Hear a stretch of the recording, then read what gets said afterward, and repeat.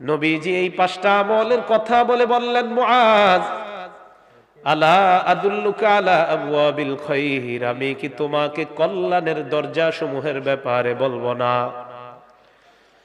হযরতে মুআজ বললেন, হুজুর কল্যাণের দরজা কোনগুলা? আল্লাহ নবী বললেন, কল্যাণের দরজা হলো তিনটা। বলেন তো সবাই, কল্যাণের দরজা কয়টা? নবী বললেন, এক নাম্বার আস-সাওমু জুন্নাহ, কল্যাণের এক নাম্বার দরজার নাম হলো রোজা রাখা।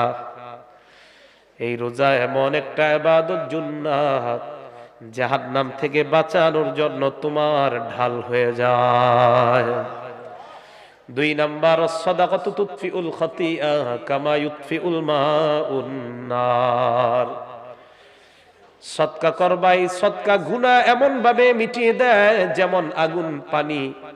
এই পানি যখন তুমি আগুনের মধ্যে ঢালবা, পানি যেমন আগুনকে নিভিয়ে দেয়, সদকা তোমার জিন্দেগীর গুনাহগুলা মিটায় দিবে।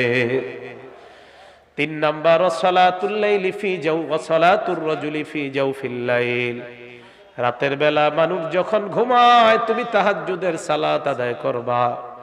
নবী বলেন এই তিনটা হলো কল্যাণের দরজা। এক